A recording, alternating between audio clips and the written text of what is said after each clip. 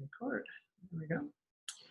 All right, so we have the last of our sessions together right now. And just continuing on in the law of life, last time we looked at what are the first three things that you can do. The first one was come and take from God's love, right? And that's through prayer, it's through the scriptures and believing the promises of God's word and contemplating the life of Christ.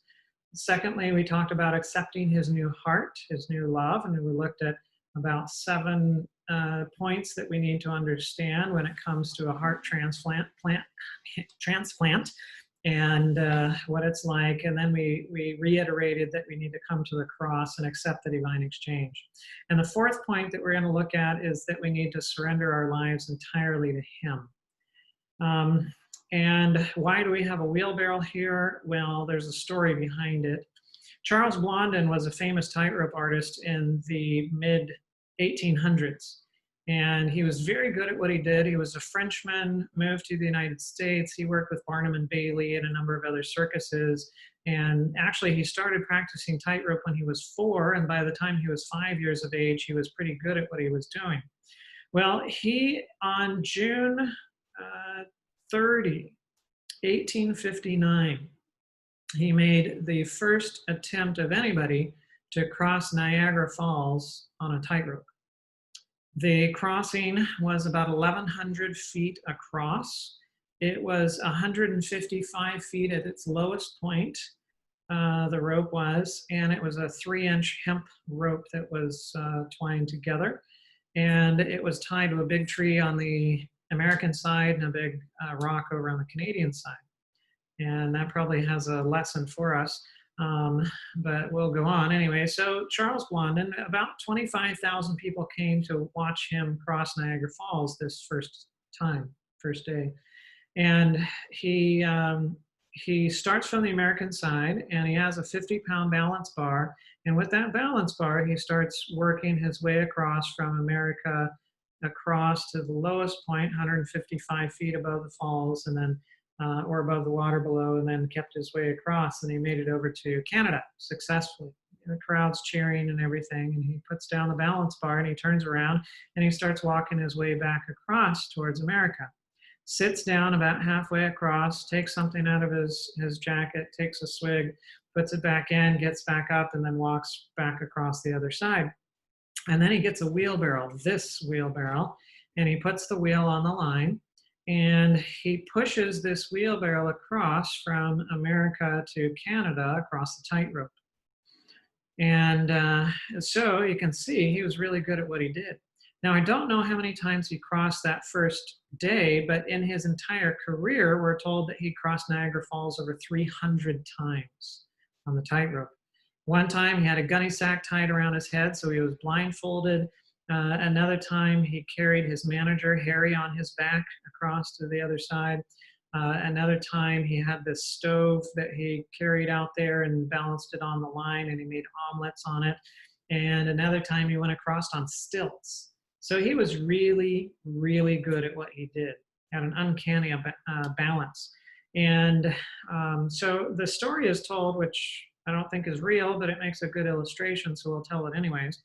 So one day, Charles Blondin is doing his act over Niagara Falls and does whatever, he's juggling on there and so on. And then for his grand finale, he does a flip and lands on the line.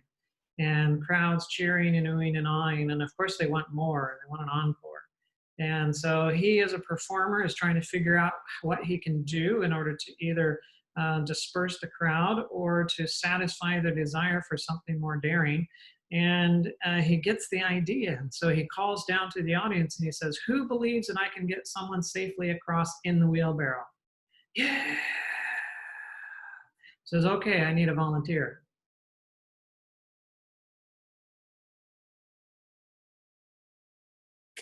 Well, that was a pretty good show, honey. Yeah, you getting hungry? Yeah, how about I take you out to eat?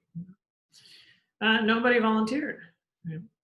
Well, Charles Blondin in this case represents Jesus. Jesus, there's the canyon that's made by sin. It separates us from God and victory and freedom and so on. There's no way humanly possible that we can traverse that canyon anymore. We're stuck. We just can't get across. And And God, Jesus comes, and he comes with this wheelbarrow that represents faith or belief. And he says, come on, get in. I'll take you across to the other side. To stand on the ground and look up at Jesus and say, yeah, I believe that you can get me across, that's not belief. Belief is only getting into the wheelbarrow. That's right. Belief, when there's belief, you get into the wheelbarrow. If you don't get into the wheelbarrow, but you just say that you believe, you don't believe. So belief is not an intellectual assent to the truth. It is not simply accepting some information and determining that it is true. Belief is something more than that. Belief is something where you are willing to act upon the thing. And indeed, when belief takes hold, there becomes action, right? Action based upon what that belief is. So I grew up going to church, and every weekend you go to church and do the religious thing, and but then I did the world thing during the week, and I had a kind of a dichotomous life. I would wait until I grew up as a Seventh Day Adventist, and so I kept the Sabbath on Saturday, the seventh day of the week, and we kept it from Friday evening sundown to Saturday evening sundown, and so I would be listening to whatever music and the radio and that kind of stuff, and watching TV, and I'd be watching it right up until about sundown, and then of course give it about 5 minutes leeway between sundown and unless there was a really good show that was on, and then I might push it into sundown hours and then turn it off, of course, and then not listen or watch any of that stuff during the Sabbath hours and go to church and sing hallelujah and so on and so forth. And then once sundown hit again, TV goes back on, radio, other things like that, and I just continue my my usual life and usual schedule. And I thought I was a good kid, never got into any of the really bad stuff, never really wandered away from church. But I did have addictions that I was struggling from, and those addictions or struggling with, and those addictions, they were kind of there in the background, and most people didn't know that I ever struggled with anything, and they thought that I was just a good kid and whatever. And little did they know what was going on the inside. And so I had this religious life, and I was interested in God, and I did want to serve Him, and I did go to Christian schools all the way through, and I did enjoy weeks of prayer and having those mountaintop experiences and other things like that. But I'd always fall back down into my addictions, and there is just this difference between what my profession was and what my life was. The two didn't meet. And at times I thought that well, I mean, I knew I was a hypocrite. That was pretty obvious, but I didn't know how to stop being that. Um, and at times it was the guilt and the shame and everything from continuing to fail, even though I wanted to succeed and so on. That just continued to eat at me, and I wanted to be free, but I never could be free. And sometimes, it kind of felt like a Dr. Jekyll and Mr. Hyde situation, and it was like I had a split personality, and sometimes I got so bad at points where I actually wished that I was demon possessed. Now, I didn't wish that I was demon possessed so that I might be lost. I wish that I would be demon possessed so that somebody could come along and cast the thing out of me, and then I'd be better. Really, my desire to be demon possessed was from a desire to be free from all this stuff. And I thought that was a way that I actually could be free, because everything else that I was trying didn't work. Trying didn't work. Everything I tried didn't work. And life was just miserable. And I noticed that there were people in church, and I'd read about people in the Bible that were victorious, and it seemed like they were over here living in the land of victory, and here I was stuck over in the land of defeat. And so I thought, well, what do they do over here in the land of victory? And if I can figure out what they do over here, then I ought to try doing those things so that I can be in the land of victory too. And indeed, there's a pattern. You can see the people that are victorious are people that pray and they read their scripture and they serve and they obey and they do all of this kind of stuff. So I thought, well, naturally, if I want to be victorious, then I too need to pray and I too need to read scripture and I too need to serve and I need to obey and so on. So as a uh, in my mid-teens beginning to try to pray, but it doesn't work really well because how do you talk to somebody that doesn't talk back to you? And sometimes it feels really odd and just like you're speaking to yourself. And is this actually real? And, so you try and then you fail and you get away from it for months and then you kind of come back to it later and so on. So, but every time I did, I still was the same miserable person that I was before.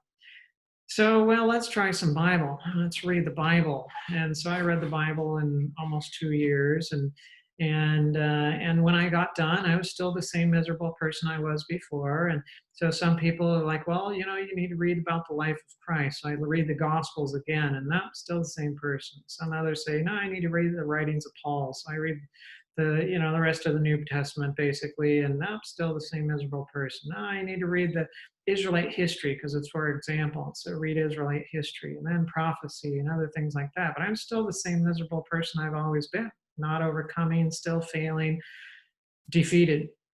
Well, what about service? Okay, so in my academy or high school years, I went on a mission trip every year and we did some relief work and so on. And then I went to college and I spent 2 years as a student missionary, 1 year in Belize and the other year in Nicaragua.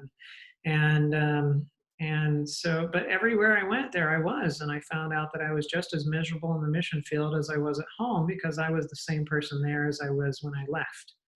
And so that was disappointing. And then about obedience, well, you try and you fail and you try and you fail and you try and you fail, and it ends up being the same way all along the way. And so here I am.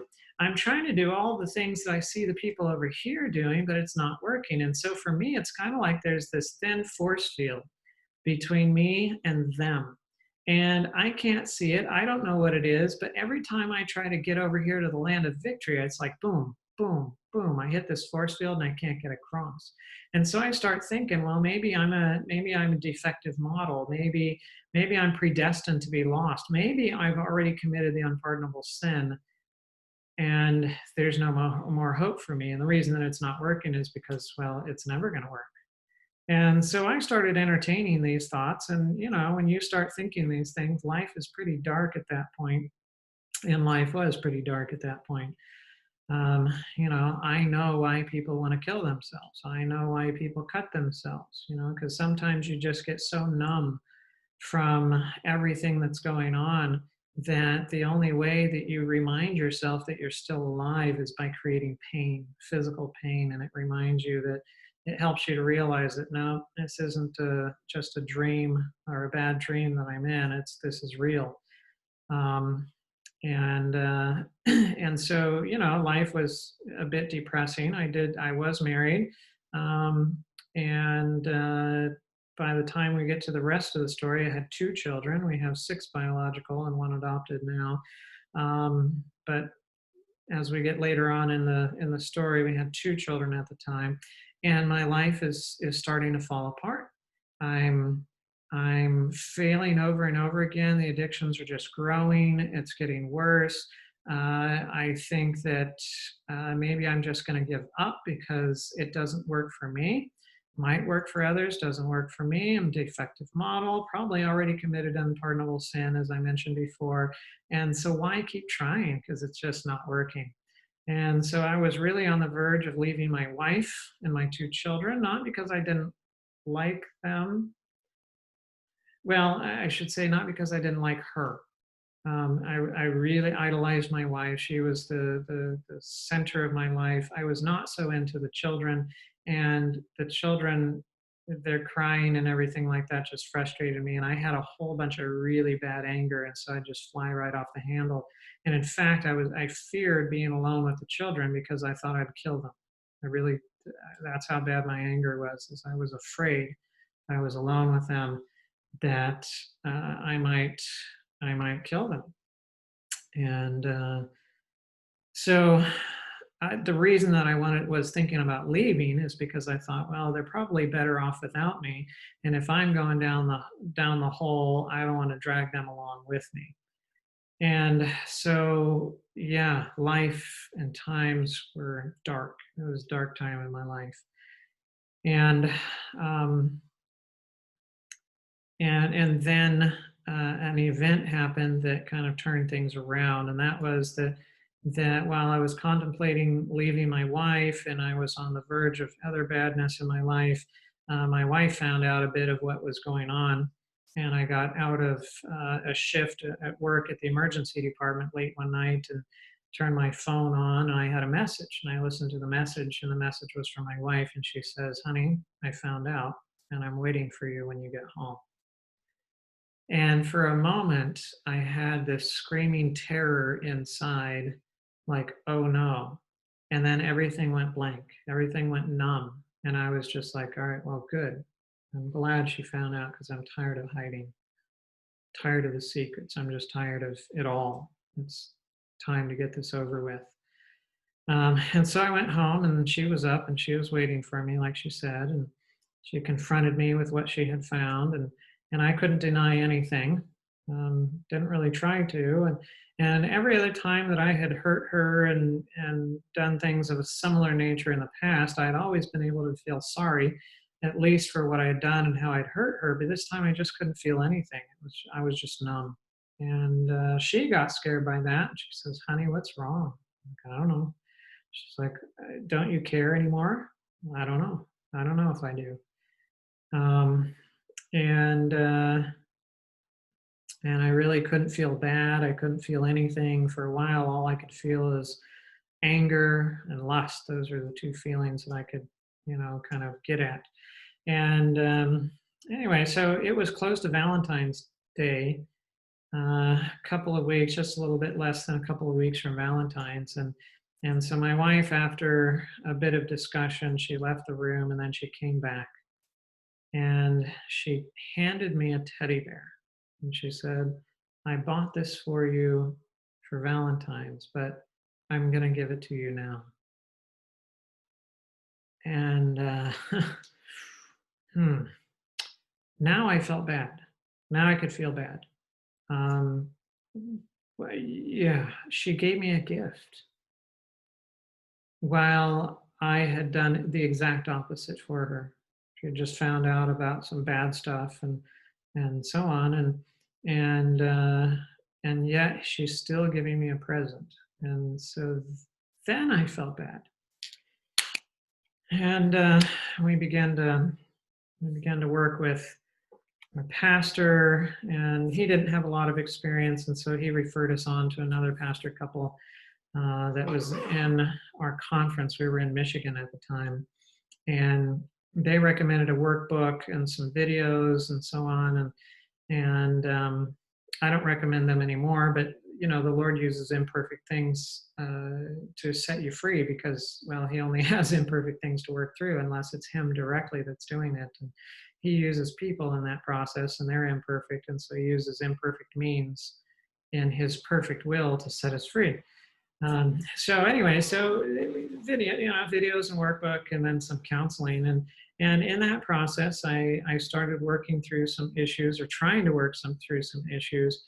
And one of the things that the videos did is the videos helped me to get some hope. There were some testimonies on there from individuals, couples that had gone through similar struggles that my wife and I were facing at the time, and they were talking about um, how they were able to overcome and to resolve these issues, and they had greater joy and intimacy and so on and so forth in their marriages afterward than they ever had even beforehand. And so that gave me some hope that maybe it wasn't too late, and maybe there could be a change still for me, because I had given up pretty much before then.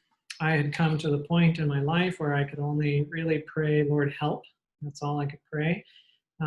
Privately, and publicly, I could pray regular prayers, and publicly, people didn't know what was going on. But privately, it was a mess, and I was not having devotions anymore, and I was I'd just pray, Lord, help, and then I'd plunge right back into the addictions.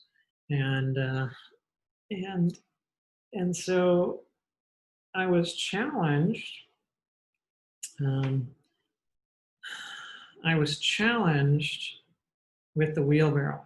Now, I didn't understand the wheelbarrow at the time, but I'm going to describe things for you how I understood them sort of at the time. And then I'm going to fix later some of the distortions. So, while I thought that there was this kind of invisible dividing line between me and those in the land of victory, and I was so close to them, what I came to realize is that it was a vast canyon that was between us, this canyon of sin, and there was no way to get across to the other side. And it's true that the people in the land of victory, they would pray and they would read and they would serve and they would obey, and that was great. Um, you know, but here I was on this side, and I was practicing the long jump. What's the long jump? Of course, it's that Olympic event where you run, run, run, run, run, and then jump and see how far you can go before you land. And so in my attempt to get across to the land of victory, I was doing things and trusting in myself and doing those things. And doing so, I was doing the long jump. So run, run, run, run, jump. So when you start the long jump, you don't do very well. And so as you keep doing so, you get your stride down, you can get your toes, you can launch just before that line, and you can get a little bit more length, and then you work on your strength and your agility so you can keep those legs up even farther and not drag your fingers, and you can get a little bit farther and so on. But nobody's ever jumped 30 feet. The world record is 29 feet, 3 point something inches. And so, I'm practicing, I'm trying to read, trying to pray, trying to do, service, trying to obey. And in those things, trying to get across to the land of victory by doing these things, I'm just doing the long jump. And if the canyon is miles wide, well, what is 29 feet to a canyon that's miles wide? It's nothing. All I'm going to do is jump off the edge of the canyon and then fall to my death below. And it would be absolutely miserable and pointless if it was only me, but it's not me. You're there with me, and maybe you can't jump very far. Maybe you haven't been at it as long as I have. Maybe you haven't read the Bible as many times as I have. Maybe you don't spend as much time as I do in prayer every day. Maybe you haven't been a missionary to as many places or as many years as I have. And well, yeah, let's just not talk about obedience. Anyway, so I can compare myself to you, and I can start feeling good about myself because, well, hey, look, I can jump farther than you do. In fact, Paul puts it this way. He says in 2 Corinthians 10:12, he says, but they measuring themselves by themselves and comparing themselves among themselves are not wise, right? So to compare ourselves amongst ourselves when we're both on the side of the canyon trying to do a long jump, it's absolutely foolishness. Who cares if I can jump a few feet farther than you before I plunge to my death below, and you jump a few feet less and plunge to your death below? It doesn't matter. It's like jumping out of the airplane without a parachute on. And so the two of us jump out of the airplane, and maybe I start catching the wind a little bit better. Maybe I have baggier clothes or something like that. And you start falling. You start falling a little bit faster than me, a little bit faster than me, a little bit faster than me. And so you start getting ahead of me while we're falling. And so I start looking at that and going, oh, well, hey, and pat myself on the back. I'm not so bad after all, because look at that. You're ahead of me falling down. But what's going to happen when you get to the ground? Dead. Right? Dead. So it's foolish, absolutely foolishness to compare ourselves with ourselves. That's just foolishness. So what is the long jump? The long jump is me trusting in anything that I can do, even the good stuff. It's me trusting in it's me trusting in my prayers. It's me trusting in my Bible reading and my knowledge of the Bible. It's me trusting in my service. It's me trusting in my obedience to earn me, to win me, to give me merit in order to get across to the other side into the land of victory. And guess what? It doesn't work. And if I trust in myself 100%, it's just a long jump. But the frustrating thing is that if we do the 50-50 plan, so it's like 50% me, 50% Jesus, guess what? Still the long jump. If it's even the 1 and 99% plan, so it's 1% me and 99% Jesus, like I'm trusting almost everything into Jesus' hands, but there's still something that I'm holding on to my own, or my own little bit of righteousness, or my own little bit of activity, or my own little bit of, this prayer helping me to get across to the other side. Guess what? Long jump. All it is long jump. And I'm just going to end up dying below. Just going to end up dying below. Not going to work. Just not going to work. There is no way, nothing that I can do, whether I trust in myself or not, but I do trust in myself. I can't help it. So there's nothing that I can do to get across to the other side. I am stuck. I am lost. There's no way. And so Jesus came to make a way. And he spanned this canyon with his perfect life. And he stands there with a wheelbarrow that represents faith. And he stands there and he says, okay, get in. I'll take you across to the other side. Get in, I'll take you across to the other side. And as with Charles Blondin, that's not an easy decision. Right? It's not an easy decision. Now, it's easy to say, yes, I believe that you can get me across. Yes, I believe you can save me. Yes, I believe you can do this. Yes, I believe that you can do that. It's easy to say that. And it's easy to think you believe it because you have an intellectual assent to the truth. But you know what? It is not easy getting into the wheelbarrow. Why? Because you know, and I know, that to get into the wheelbarrow means that I have no more control. No more control of my life. And I remember when God, at this time, this crisis time in my life, and God was challenging me to do whatever was necessary in order to be free. That was the challenge. Are you willing to follow me and to do anything and everything necessary in order to be free? And Siri, stop it. Oh, no, she's not stopping it. So it's funny. So here I am trying to, I want to go free. I do. I really do want to go free. But there's been things in my life that I haven't been willing to give up. I want to be done with the addictions. I want to be out of it. I want to be victorious and overcoming. I want that life. But there's certain things that I'm not willing to face, or that I had not been willing to face. And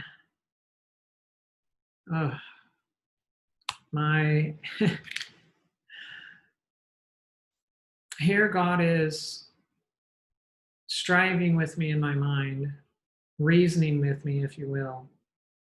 And he's bidding me to get into the wheelbarrow. And I remember arguing with God and saying to him, I don't know if I can trust you. I don't know if I can trust you. And, God is really good. He's good at responding and reasoning with us. And so in my mind, not real words, but just thoughts in my head, but I knew who it was from. He said, so how is it with you in control?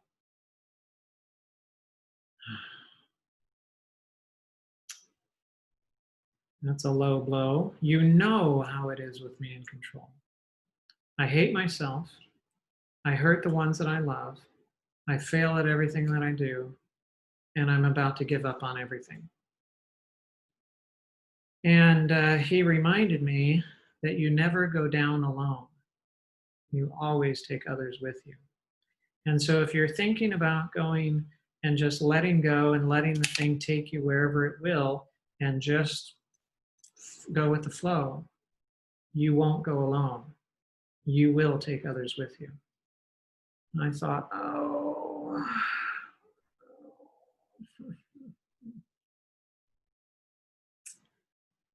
He said, okay, so you're in charge and you fail at everything you do, you hate yourself, you you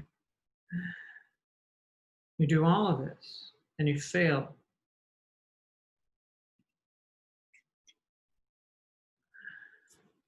So why don't you just give me a chance? Why don't you just give me a chance?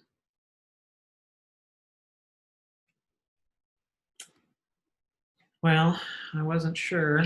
I wanted to do what he wanted me to do. You see, in the wheelbarrow, well, over in the land of victory, yes, they read, yes, they pray, yes, they serve, yes, they obey, but they don't do any of that to get across into the land of victory. They do that because they love the one who gets them across, not to get across. In the wheelbarrow, it is 100% Jesus.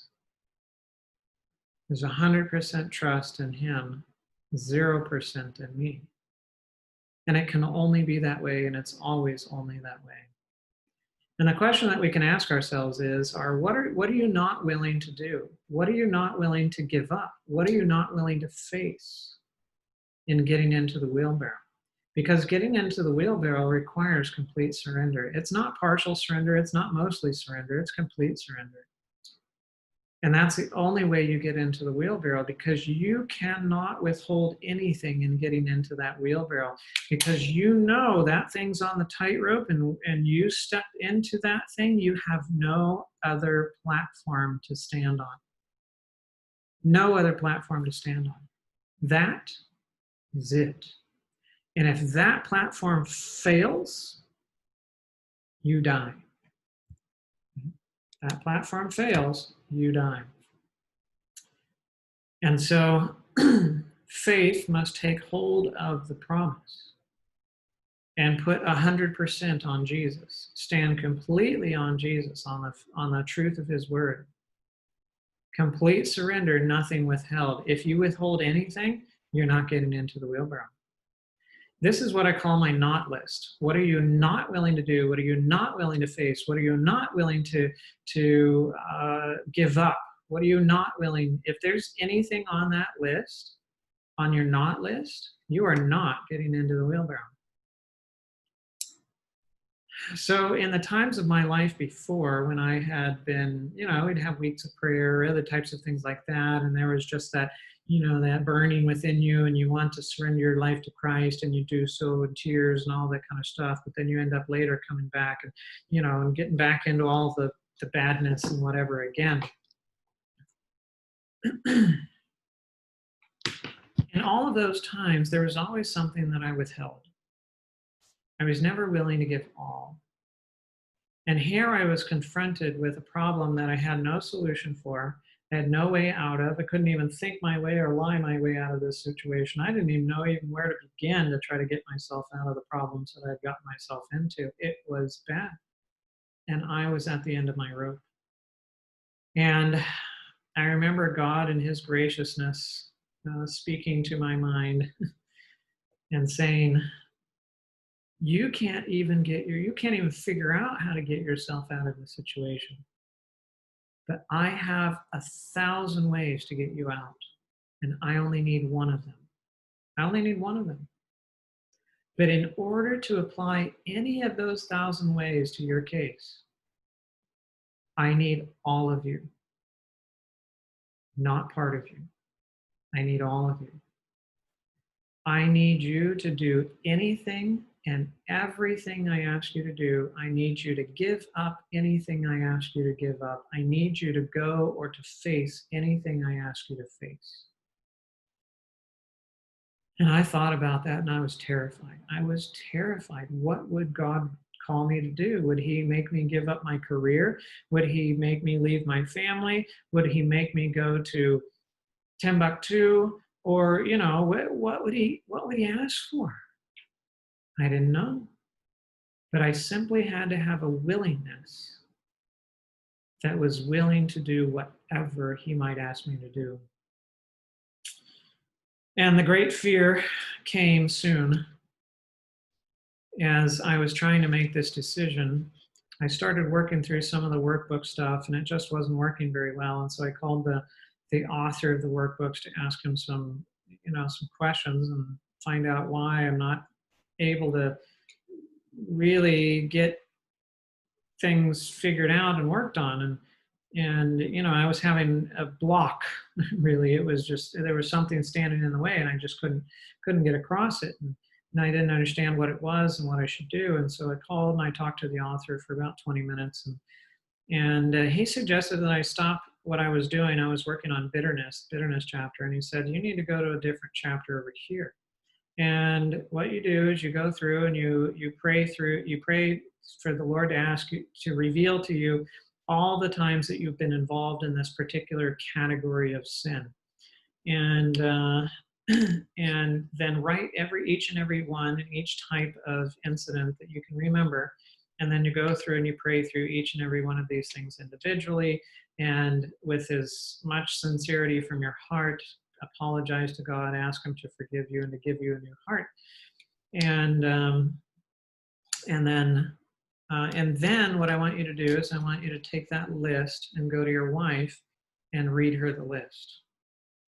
And that's where every objection in my mind started coming up, because that was the greatest terror in my life, for my wife to actually know what was going on inside. You see, when I grew up, when I was young, fairly young, and I started getting into the addictions, I accepted a lie as the truth. I didn't know it was a lie at the time. I thought it was the truth. And that was this: I hate myself. And if anyone knows me as well as I know myself, they'll hate me as much as I hate myself. And so nobody ever knew everything. I always had compartments, secrets, and so on and so forth. And even my wife, there was stuff that she didn't know about my life. Of course, I was keeping secrets, and because if I let anybody know everything, they would reject me, and because I hated myself, and I would have left myself if I could do so. But I was stuck with me, so I couldn't leave me. But everybody else was not stuck with me like I was stuck with myself, and so they could leave me, and they would leave me. So I believed. And here I was challenged to write down everything that I could think of and then read it to my wife. And she was the one in my life that I feared to lose the most. She was my idol. And so now I was confronted with a dilemma. Do I want to be free and put everything on Jesus and follow him in anything he asks me to do, including this act of writing down everything, praying through it, and reading it to my wife, and in my mind, guaranteeing that she will leave me and losing my greatest treasure? Did I want to be free that bad that I would be willing to lose her in the process?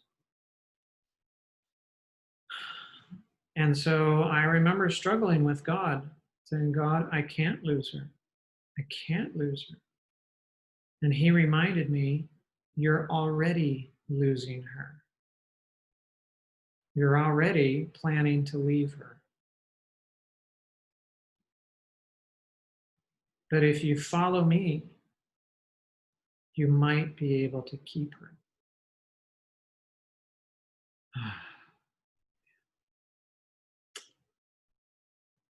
So I went downstairs in the basement and I spent about 8 hours writing my lists, praying through each and every one. And I brought the list back up. And as I walked up the stairs, it was the most sinking feeling that I, up until that time, had felt in my life, like you're going to die and everything in your life is going to fall apart. And you have now, it's like you committed some crime and the FBI have just shown up and the TV crews and you're arrested and your life is done. You're going to prison. You're the bad. It kind of felt like that. And and I go upstairs and I get my wife and I have her sit down with me on the couch and I begin to read. And I know that this is it. This will be the end of our relationship. She will leave me and I will be all alone. And I got done reading all the lists on that paper. And she was shaking her head and she said, I had no clue it was so bad. I thought, yep, here it is. And then she said, but no matter what, we're going to go through this together. And I just began to cry and cry and cry and cry and cry and cry. And I mean, like shaking, crying, little baby bawling, crying. And I just felt like I hate myself. I hate myself. I hate myself. I hate myself. And I just cried and cried for 20, 25 minutes. And then it began to let up a little bit. And then the next wave hit. And I just felt all alone, alone, alone. And I just cried and cried and cried and cried and cried. And after about 45 minutes total time or so, I picked myself back up. I was pretty much done with tears at that moment. Uh, my wife was still there. She handed me Kleenex so I could catch everything that was coming out. She was still there. She was still with me. She did not leave me like I thought she would. And it was the first time in my life that I realized what I had believed for so many years was actually a lie. It's not true that if someone knows me as well as I know myself, they'll hate me like I hate myself. I hate myself, but she still loves me. And by the grace of God manifested to me through my wife, in a time where I was absolutely convinced I did not deserve any good,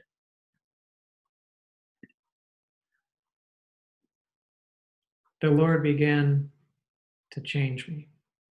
And everything that I had tried before, prayer, Bible study, service, obedience, and so on, everything that I'd tried before and had never any power, all I was doing was long jumping and so on, I now had a power in my life. And things began to change. And the addictions, I started overcoming the addictions. And it was a struggle. I mean, it was a real struggle. And it's not like the desire just went away or anything like that. No, no, no. It was a fight, and it was a fight for a long time. But I was beginning to win the battles. Why? It's because I finally took the last thing off the not list. I was finally willing to do anything that was necessary in order to get into the wheelbarrow to be free. And then it was 100% Jesus. It was 0% me. And yes, I continue to pray. Yes, I continue to read my Bible. Yes, I serve. Yes, I, have more and more victories and obedience and so on. And there was a joy and a power in my life that was never there before. Never there before. Why? Because I had finally hit the key to victory, which is complete surrender. Complete surrender to God. Not a partial surrender, not a mostly surrender, but complete surrender. And a number of years later, I was counseling with a friend, and I was talking to him about this experience and getting into the wheelbarrow, and he asked me, how do I get into the wheelbarrow? And I thought about it, and I thought, how do you get into the wheelbarrow? And I did it, but I don't know exactly how I did it. So Lord, you need to show me. You got to tell me. You got to show me how to help people to understand how to get into the wheelbarrow. And I prayed for 5 months that prayer. And finally, the Lord answered, and he gave me this analogy. And here it is. It's beautiful, isn't it? um, so, so imagine that you're in the dark, complete dark. You can't see anything. You can't hear anything except for yourself. And you're hanging on a rope, kind of like this, not around your neck, but you're actually holding on to the rope, right? So you're there in the complete dark. You're holding on to the rope. And you get this idea, I don't want to be here anymore. Right? And so what do? Well, you're not standing on anything. You're hanging on the rope. You don't know where you are in space. You don't know what's above you, what's beside you, what's below you, or anything. So the rope's got to be hooked onto something. So, well, maybe you climb down and you feel and grab and feel and grab and feel and grab and feel and grab, and you get to the end of the rope and you see that there's an end of the rope, and you stretch and you dangle your toes, and there's nothing. You can't feel anything. Well, it's got to be attached to something. So you climb, climb, climb, climb, climb, climb, climb, and you get to the top of the rope, and there's some kind of ceiling, and you can't get through it. And it's just, solid rock or solid metal or something like that. So, you get down and you swing, swing, swing, see if you can touch anything around you, nothing, and farther and farther and farther until you're at the bottom of the rope, nothing. You have no clue where you are in space. You don't know if it's 2 inches, 2 feet, 20 feet, or 2 miles below you. You don't know where you are in space. And here in your uncertainty, a still small voice speaks to you and says, let go of the rope. Now, if you're anything like me, you're going to pass it off as your own thoughts. You say, okay, well, that's why would I let go of the rope? I don't know what's going to happen. I don't know what's down there. I mean, I could die if I did that. That's crazy. Why would I think that? And the still small voice comes back again later, let go of the rope, and later, let go of the rope. And finally, you get this idea, hang on, God, is that you? Yeah, let go of the rope. Now you got questions. If you're like me, you got questions. Okay, God, is it 2 inches? No answer. Is it 2 feet? No answer. Is it 20 feet? No answer. Is it 2 miles? No answer. Is it a hard landing? No answer. Is it a soft landing? No answer. Is it going to be painful? No answer. Damaging? No answer. Deadly? No answer. Just let go of the rope. If you're going to let go of the rope, you have got to be willing to face any and every possibility that may come. Any possibility in the scenario of letting go of the rope, you've got to be willing to face that. If you're not willing to face any of those possibilities, you are not going to let go of the rope. You won't. So holding on to the rope and not willing to let go, you're never going to get anywhere. Your key to freedom is letting go of that rope, but there's a fear in letting go. Surrender is not wanting to let go. It's not thinking about letting go. It's not trying to let go. Surrender is only letting go. Right? And there's at least 2 things that motivate you to let go. One, if you trust the one who says let go. Now that's like little children that have good parents. Mommy, daddy says let go, they're willing to let go, and not, they're not concerned about consequences because they know mommy and daddy are trustworthy and they'll catch them or whatever. Most of us have learned that doesn't work. We tried to trust people like that and we got hurt, and we did it again and we got hurt again, and we did it again and we got hurt again. And so we've learned we just can't trust anybody like that. So the other thing that motivates you to let go of the rope is if it becomes more of a living hell to hold on, then the uncertainty of letting go sometimes doesn't seem as bad of an alternative when holding on is really bad. And so that's why so many of us have to come to the end of our rope, the rock in the hard place, the bottom of our barrel, or whatever you call it, right? We got to get to that really, really bad place in life. Why? Because the current reality of how bad things are is so bad that now we're willing to face the uncertainty of surrendering our lives and turning it over to someone else. Now, the degree of how bad things need to get before surrender sometimes is the exact same severity that it gets before suicide. Right? The difference between suicide and surrender is it's razor thin. It's razor thin. What makes the difference between the two? Why do some commit suicide and others surrender their lives? The ones that commit suicide come to that point without hope. And the others that come to that point still have a little measure of hope. And they hold on to it. And that is what leads them to surrender rather than suicide.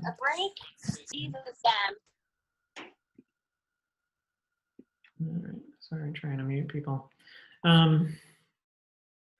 So letting go of the rope is simply, surrender is simply letting go of the rope. And so what happens, when are you going to let go of the rope? When you're finally willing to face any of the consequences that may come. You've finally taken everything off your not list, what you're not willing to face. You say, okay, if this is the only way to freedom, then I'm letting go. And when you let go, you land in the wheelbarrow. Right? Now, I want to correct, and that is taking up your cross and following Christ. Now, I want to correct a few discrepancies because this is what I thought, this is what I believed, this is what I understood as I was making the decision. But I want to show you that the difficulty in getting into the wheelbarrow and letting go of the rope is not because of what Jesus was asking me to do, it's because of my deception when he asked it. All right. So, let me hit this too. Then he said to them all, if anyone desires to come after me, let him deny himself, take up his cross daily and follow me. Take up his cross how often? Daily. Daily. So this is not a once only, once off situation. It's something that we do all the time. We're always called back to surrender. We're always called back to see if there's anything that's in our lives standing between us and Jesus. Is there anything that we have allowed to come in to take his place, or that comes in as an idol that we're not willing to give up? Those things must be surrendered. I can only remain on this pathway if it's 100% Jesus. If it's not 100% Jesus, I'm right back here on the long jump. Right? Now, one of the things that we need to understand is that when we're standing on the ground over here, we think we're safe. And when we look up at the tightrope, we think, oh, that's dangerous, right? This is dangerous to get into a wheelbarrow because the tightrope represents danger and I'm in safety over here. But the reality, Jesus knows that that there is going to be a landslide and everyone who is standing on the ground, left standing on the ground over here is going to die for sure. And in fact, the only place of safety is here on the tightrope. And because it is the life of Jesus, it is completely sure. It is a sure foundation. It cannot be moved. We think that we're going from safety to danger, but God knows that he's calling us from danger, certain death, to safety. He never calls us to danger. He always calls us to safety. Another thing is that while I thought I would get into the wheelbarrow and Jesus would take, I'm just going to sit on, take a ride and Jesus is going to do everything for me and take me across to the other side. The reality is that I am the one who walks. I am the one who walks across to the other side. God never takes away my responsibility. And like a demon possession comes in and possesses me, well, that's interesting, and comes in and possesses me like a demon would. No, he doesn't do that. He, that's funny. He still allows me to have my responsibility, and he calls for me. He empowers me. He gives me power by his Holy Spirit to have balance, to walk on the line, and I can walk across by his power, trusting 100% in him, to the other side, to victory. So it's me who does the walking. Now, when we look at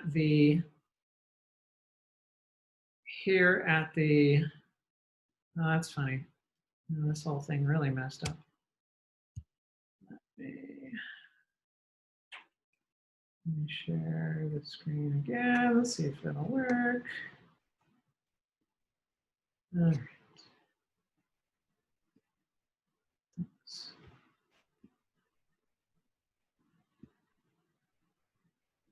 There we go. All right.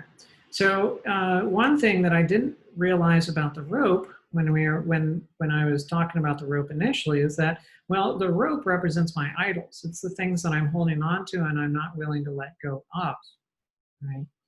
But what I don't realize while I'm holding on to the rope is that the rope is poisoned.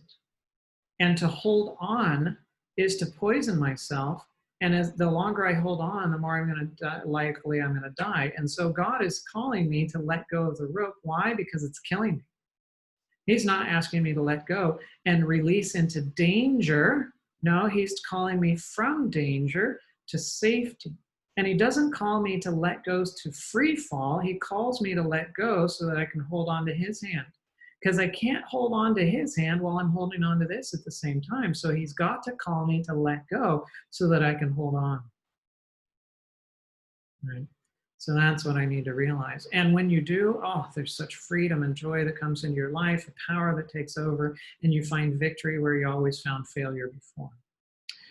All right, so I need to run through the rest of the 5. I took a lot of time on that one, but I thought I need to, I've got to, because that component of surrender we've got to understand, because it's the key. It's the key to the difference between a life that's a supposedly or professedly Christian, but constantly failing life, and a life in Christ that brings victory and transformation.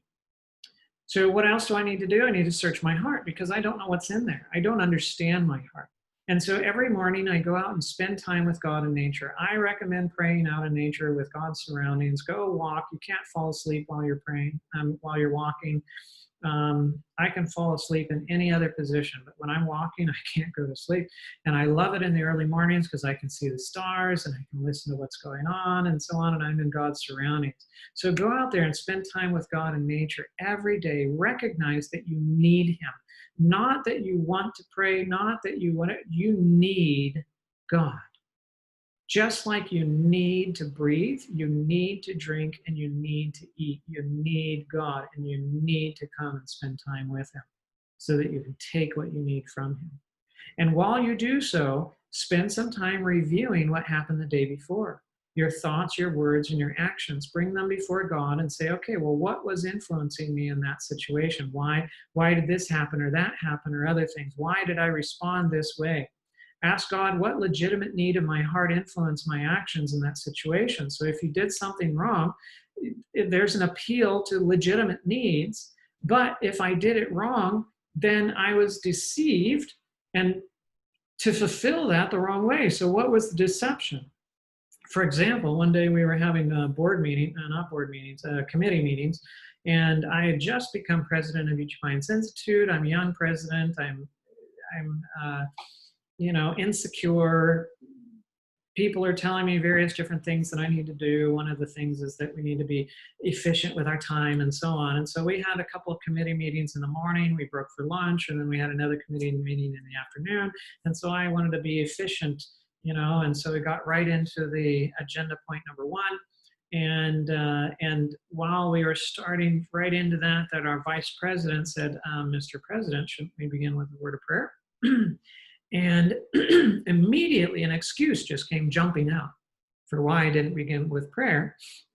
And then I chose somebody to pray. And while they were praying, I was thinking, Lord, why did I do that? Why was the excuse? I don't understand. But they're not going to pray long enough for me to know. So you show me, right? You got to show me tomorrow morning when we have our walk time, talk time. Remind me and show me what was going on. And indeed, while I was having my walk time, talk time, God reminded me. He said, oh yeah, what was going on? What was the legitimate need of my heart that influenced that excuse? And so I was reasoning with the Lord, and for about 20 minutes or so, I was praying, trying to figure it out. And finally the answer came to me. You need acceptance and belonging. Okay, yeah. Yeah, okay, yeah. Acceptance and belonging are legitimate needs, but I still don't understand. What does that have to do with the excuse? Okay, Lord, so what was the deception? How did my heart deceive me to try to fulfill that legitimate need the wrong way? And as I continued praying and so on, another 15 minutes or so, then finally the answer came to me. You don't need it from them. Oh, I get it. So I thought that I needed acceptance and belonging, which I do, but I thought I needed it from them, the other committee members. And when my mistake was pointed out to me in front of everybody, I thought that I might lose acceptance and belonging. And so I had an excuse to try to mitigate that loss of the acceptance and belonging. And so that was try to keep acceptance and belonging. But the reality is, I don't need acceptance and belonging from them. I'm to give acceptance and belonging to them. I need acceptance and belonging from God. And so I must come and take it from Him. Oh, that's the problem. That's the reality. So why did it happen? There was all of these issues that happened in just a split second. But it took me 35 minutes of prayer time for the Lord to reveal to me what happened in just a split second. But I needed to know what happened in that split second, because if I didn't, I wouldn't know why I do what I do. And therefore, I wouldn't have the chance to be able to do something about it. But now that I knew, I knew what was going on, and now I have the chance to do something about it. And indeed, a few months later, a similar situation came up in a different circumstance, and I made an excuse. And right after I made the excuse, I knew what I was doing. I laughed a little bit too, because I knew, all right, here I am. I'm here trying to get acceptance and belonging from them. Sorry, God, I need it just from you. And so I'm going to reorient and come and take that love from you and not from them. And I'm waiting for the next time when it'll happen, and it'll be just like, never mind. Right? Never mind. We overcome, right? We overcome by this searching of the heart and surrendering these things to God. Now, I also need to choose to think only positively about them. Who's them? Well, it's whoever you're having a hard time thinking positively about. That's who you need to think positively about. If you can think positively about everybody in the world but one, then that's the one you got to think positively about. So you know who them is, all right? So if you have trouble thinking positively about them, you can ask God, all right, God, why do you love them? Because God loves them, right? And you say, all right, God, why do you love them? What do you love about them, right? And as you do so, God will reveal those things to you. Write them down and get a list and get a growing list of what He loves about them. And you can ask Him, show me, help me to see them how you do. So if you ask God what He loves about them, you write down those things and you keep that list. And every time you think about them, you go over that list. That's how you begin to think about them. You start thinking about them like God thinks about them, because He gave you what His thoughts are about them. Oh, He likes to answer these questions, right? And then your attitude about them or towards them changes, and you begin to get His love for them as you do that. It's called the displacement principle, and that's a huge thing when it comes to overcoming negative thoughts. And we are going to cover this topic too, because it's hugely important, right? So thoughts are either from God or for the enemy of the flesh. And so we must evaluate every thought against the standard of truth. And the standard of truth is the Word of God. We're told in Hebrews 4 and verse 12 says, for the Word of God is living and powerful and sharper than any two-edged sword, piercing even to the division of soul and spirit and of joints and marrow, and is a discerner of the thoughts and intents of the heart. That means it's the Word of God that helps you to discriminate between one thought and another, to know whether it is a good one or a bad one, to know whether it comes from God or it doesn't come from God. It's that Word. And so the more familiar you are with the Word and its principles, the more it's incorporated into your heart and your mind, right? The more it's a part of who you are, the easier you can discern between something and know whether it's a good one that you should continue thinking about or whether it's a bad one that you need to give up. Now, how do most people fail at overcoming negative thoughts? Well, this is how you fail at overcoming negative thoughts. You just try not to think about negative thoughts, right? Because the whole time you're trying not to think about the negative thought, all you're doing is thinking about the negative thought. It doesn't work. And part of the reason why it doesn't work is because the mind was created to be occupied. We're told, let this mind be in you, which was also in Christ Jesus. Meditate or think upon these things, occupy till I come. The mind was created to be occupied. It was not created to be empty. And also the mind can only focus on one thing at a time, which is very good, because this becomes your key to overcoming.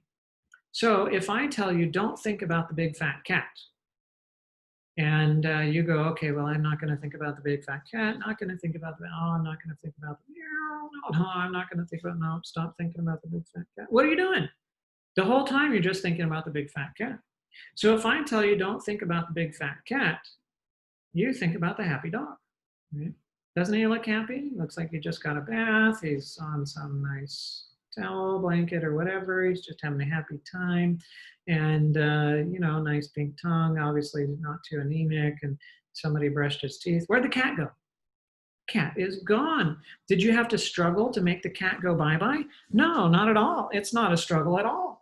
All you have to do is think about something else. And that is the foundation of the displacement principle. You can't overcome negative thoughts by trying to overcome negative thoughts or trying not to think about the negative thoughts. You simply overcome negative thoughts by thinking about something else. And that works. So what if you've been dealing with failure like me? You've got an addiction, you've been dealing with it for years, you fail over and over and over again, and you think, all right, well, I can't do it, so why even try? Well, is that a God thought or is that not a God thought? What does the Word of God say? The Word of God says, I can do all things through Christ who strengthens me, Philippians 4:13. So you get out your sword. This is your sword, and believe it or not, you can defeat the enemy with paper. Right? So you get a 3x5 card, and you write on that 3x5 card, I can do all things through Christ who strengthens me, Philippians 4:13, and you follow it by a simple prayer of faith. Thank you, Lord, for giving me the truth of your word. I choose to believe that I will overcome because you said so. Thank you for helping me overcome. So anytime you have the thought or the feeling, I can't, you know that's your temptation, and the enemy is bringing the battle to your mind. So every time that's the case, you pull out your 3x5 card, you read it out loud because faith comes by hearing and hearing by the word of God. I can do all things through Christ who strengthens me, Philippians 4:13. Thank you, Lord, for giving me the truth of your word. I choose to believe that I will overcome because you said so. Thank you for helping me overcome. And if you get done and the negative thought is still there, do it again. And if you get done and it's still there again, do it again. Concentrate on the words that you speak. Choose to believe it because it's God's word and he does not lie. And focus on what you're reading, each and every word and the meaning of each and every word, and choose to believe it. And as you do so, you overcome. You might only overcome while you're reading it, and then your thoughts, your negative thoughts come right back. Well, you do it again, and you do it again. It's like being in a battle, and the enemy is all lined up there with its battle axes and its swords and spears and so on, and you're over here on your side with your fellow soldiers, and you have the sword of the Spirit, which is the word of God. Well, what happens if you go to the battle without your sword? You're dead. What happens if you go with your sword, but it always stays in its sheath? You're dead. What if you pull your sword out of your sheath and you take one whack at the enemy and then you put it back, but the enemy is still engaged in battle? You're still dead. The only way you're going to survive is if you take the sword out and the entire time the enemy is advanced or is engaged in battle, you use your sword, right? And the enemy engages in battle right here in the mind, in the thoughts. And so every time you have the negative thought or the negative feeling or whatever related to that thing, you pull out the sword and you fight. It's a paper sword, but you can overcome the enemy with a paper sword. Right? What if you feel unloved or unwanted? Or you have those thoughts that you are unloved and unwanted? Does that come from God or not God? Well, that's not God. God says, I have loved you with an everlasting love, therefore with loving kindness I have drawn you in Jeremiah 31:3. So if you have the unloved thing going on, well, you pull out your 3x5 card and you write it out on there. I have loved you with an everlasting love, therefore with loving kindness I have drawn you, Jeremiah 31:3. And your prayer of faith, thank you, Lord, for giving me the truth of your word. I choose to believe that I am loved because you said so. Thank you for loving me. And every time you feel unloved or you think that you're unloved, you pull out that card and you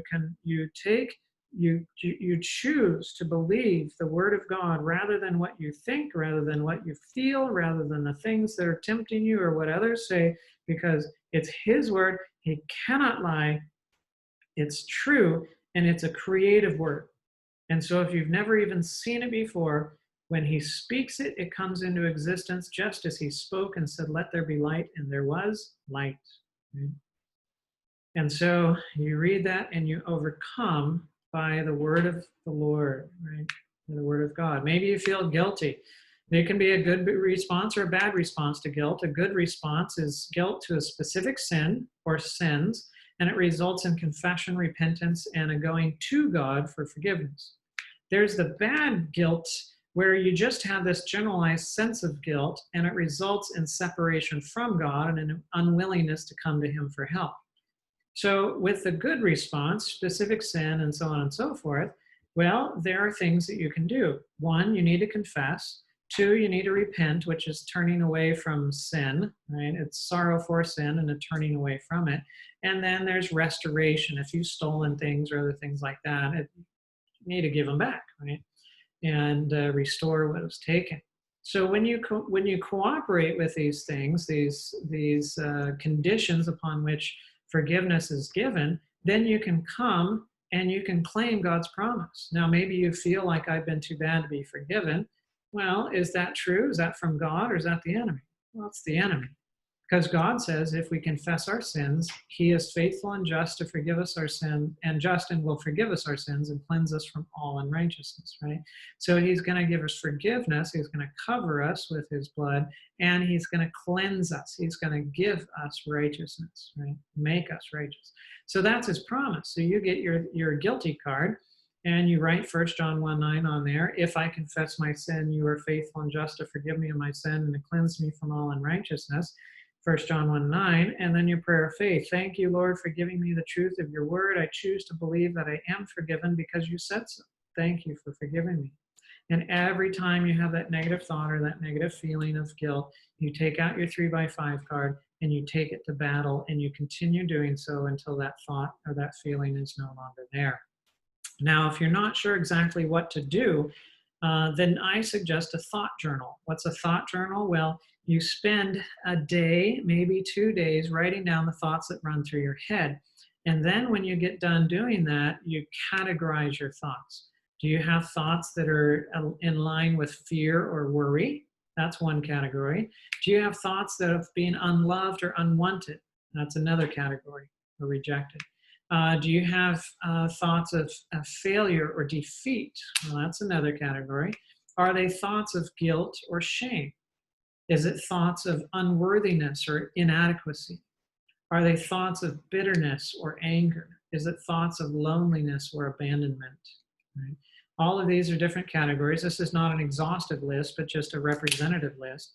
And so you categorize those thoughts so that and then what you do is you put whatever those negative thoughts you had written down under the category that it's appropriate for that thought. And then you pick the top 1, 2, or 3, no more than that, just 1, 2, or 3 categories of negative thoughts. And then you go to your Bible and you find a Bible text, a Bible promise that speaks to you the opposite of whatever that category or categories was or were. Right? And you write it down on your 3x5 card, and then you follow it with a prayer of faith. And that goes something like, thank you, Lord, for giving me the truth of your word, right? So you're acknowledging that God's word is true. I choose to believe blank, whatever the promised, right? I choose to believe whatever you promised, that I am loved, that I am forgiven, that I will overcome, that I have nothing to fear, for you are with me. Because you said so, right? I believe it, not because I feel it, not because I see it, but because you said it. Thank you for accomplishing the promise. Thank you for forgiving me. Thank you for loving me. Thank you for setting me free. Thank you for being my security. Whatever it is. Right? And then take the battle to the enemy. What do I also do? I need to love others, right? In thought and words and action. You cannot love them in action if you don't love them in thought. You cannot love them in words if you don't love them in thought either. So that's the real battle, is to love them in what you think about them, right? It helps to remember that you're just a conduit of God's love for them. You're not the origin or the source. So you must go to God and you must take love for them because God loves them. And so you must come to God and take from him the love that you need in order to give to them.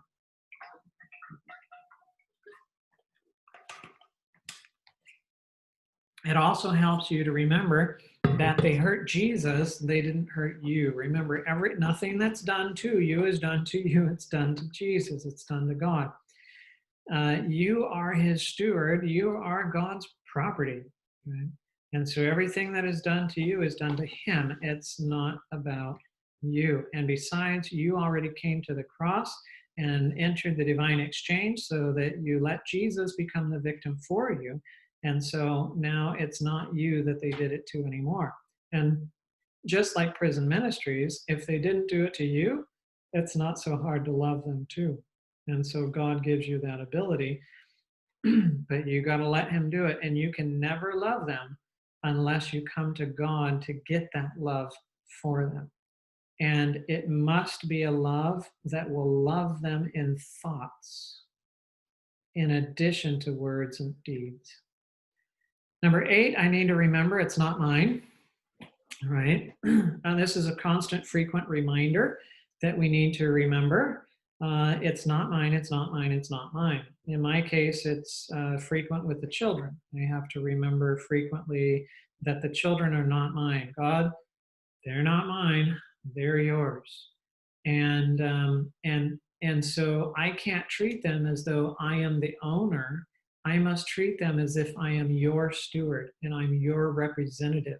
And so if they are disobeying, if they are rebellious, if they're talking back or doing other things like that, I don't have to take it personally, because even though it's aimed at me, it's not about me, because it's not about me, right?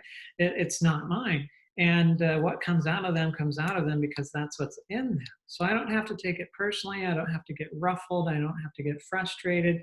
Lord, if they defy my authority, it's not my authority.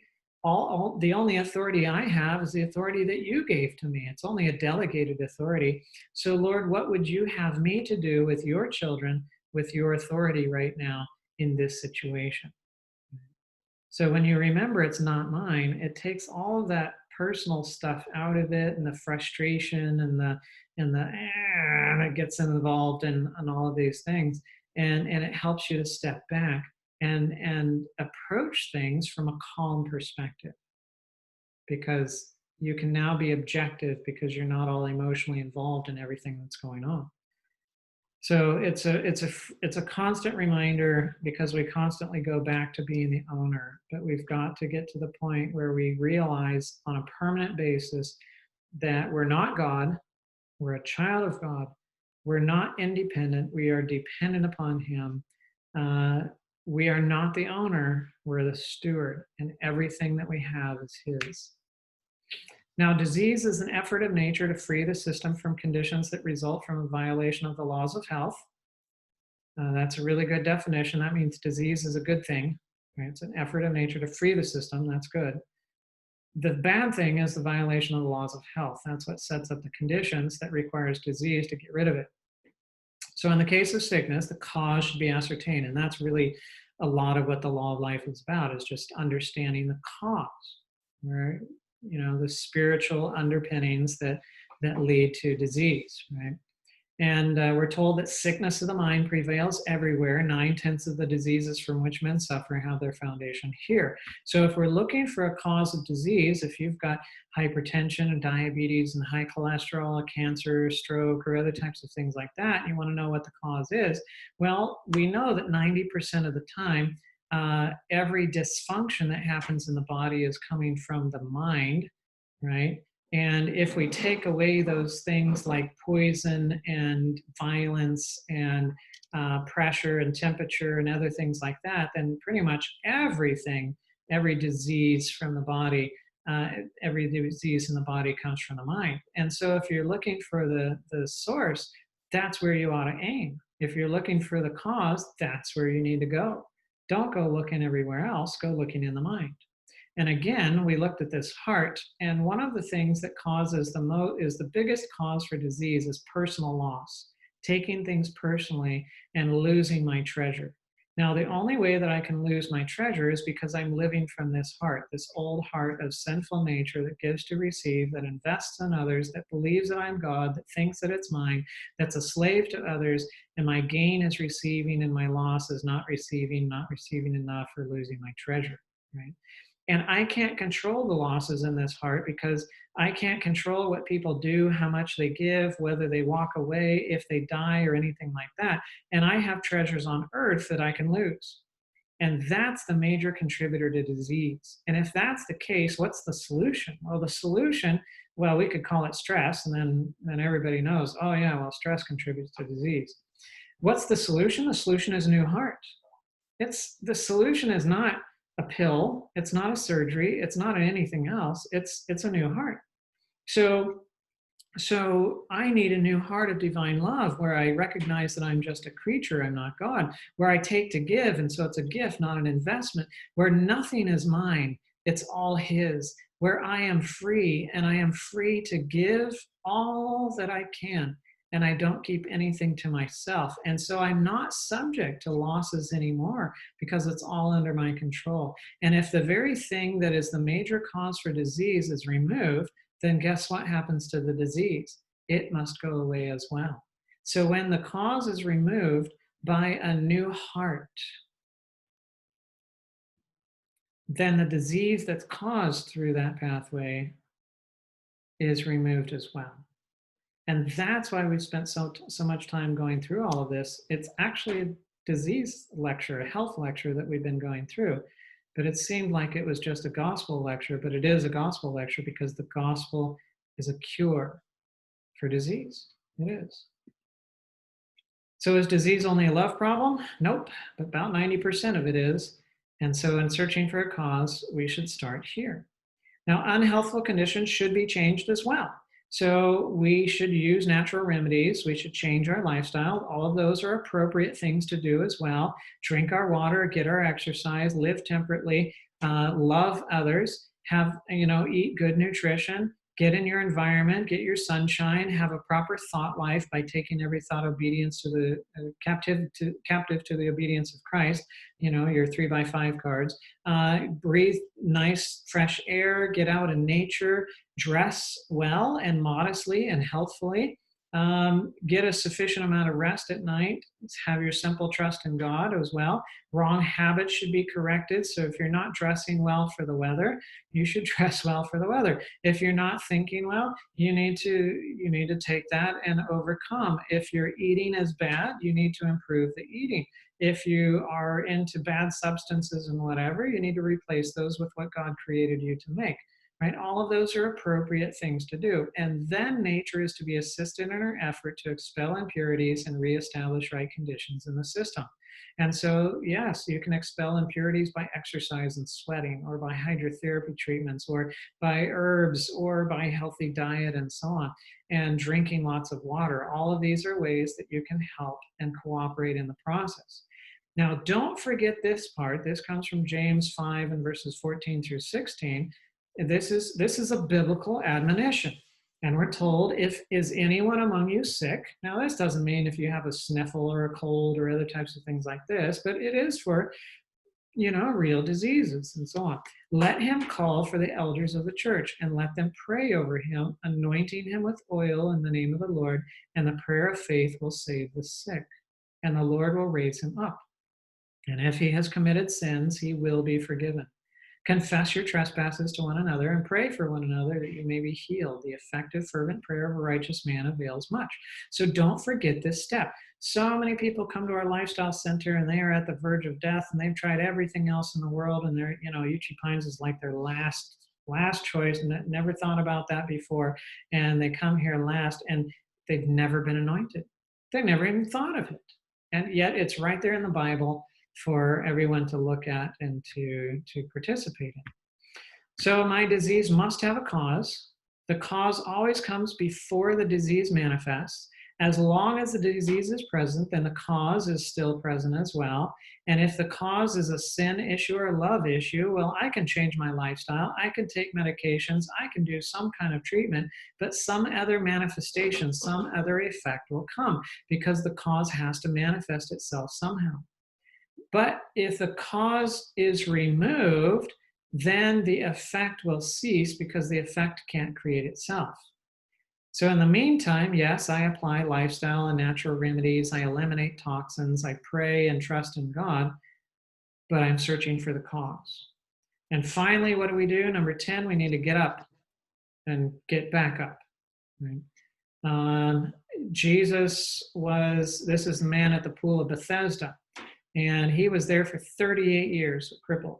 Couldn't get up, couldn't walk, didn't have anybody to carry him into the water. Jesus came and found him on the Sabbath day, and he said, "Do you want to be well?" It's an interesting conversation. Well, he needed to have a conversation with him long enough so that this guy who had never seen or heard of Jesus before might develop a trust relationship with him, right? And finally, Jesus said, "Okay, get up, take your mat, and go home." So what happened? Well, the man had to, Jesus gave a command. The man had to assess that command and trust Jesus who gave it, and then by faith act upon that. He had to believe, and then he had to act upon it. But he could not do it for 38 years. He could not do what Jesus asked him to do. It was impossible. But when he attempted to do so at Jesus' command, God gave him the power to be able to accomplish it, and he was able to get up and take his mat and go home. And it's the same thing with us. If you have failed over and over and over and over and over again, but Jesus comes and through his word and through his promises, he says, get up. When your faith takes hold of that word and you believe it, and you begin to act upon it, though you had never been able to overcome before, the power of God comes into your life and it enables you to do what you had never been able to do before. And you, by the grace of God, can get up and go. You can.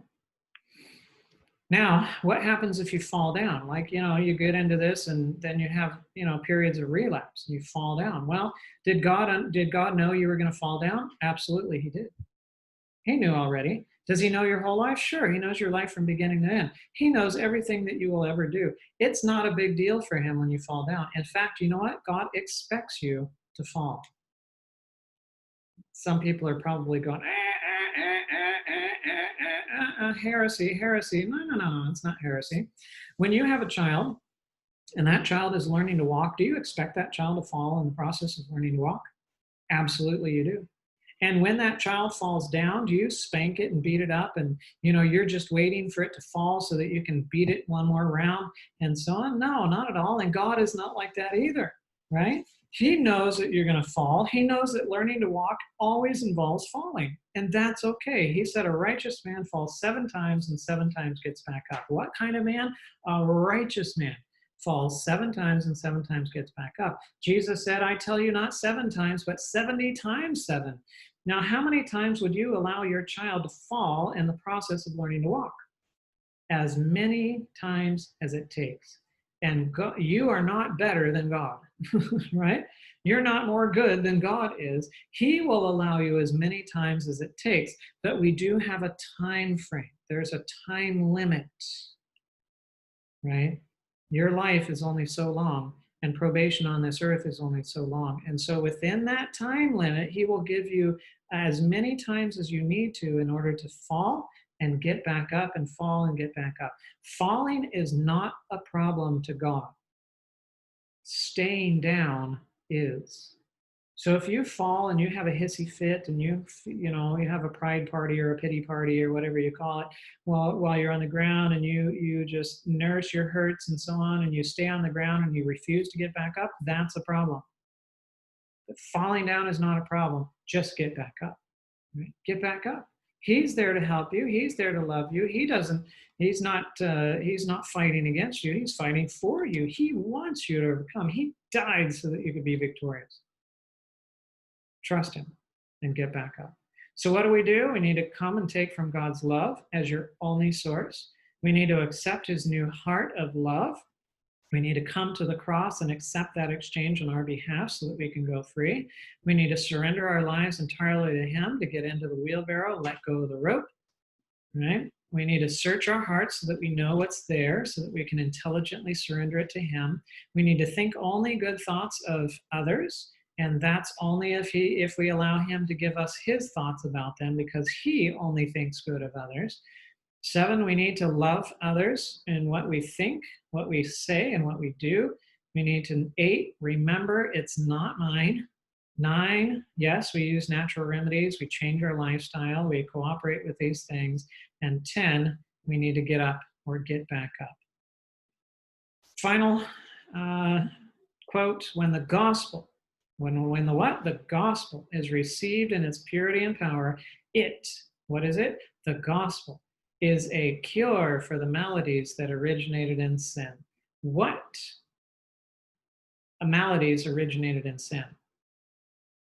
All of them. All of them. Did cancer originate in sin? Yeah. Did diabetes originate in sin? Yeah. Did heart disease originate in sin? Yeah. Did every disease originate in sin? Yeah. And what's a cure for all of them? The gospel. Now we can see why it's a cure for all of the maladies that originated in sin. There's a lot that we could not cover. Lot. The book is out there, Law of Life. It's at Amazon, or it's at the bookstore here, or it's at betterlivingcreations.com. You can find it at any of those locations. And yeah, I know some people that have bought multiple of them and gave them out to their friends and so on, but it's there and it's available, and I recommend it as a resource. I am going to, let's see.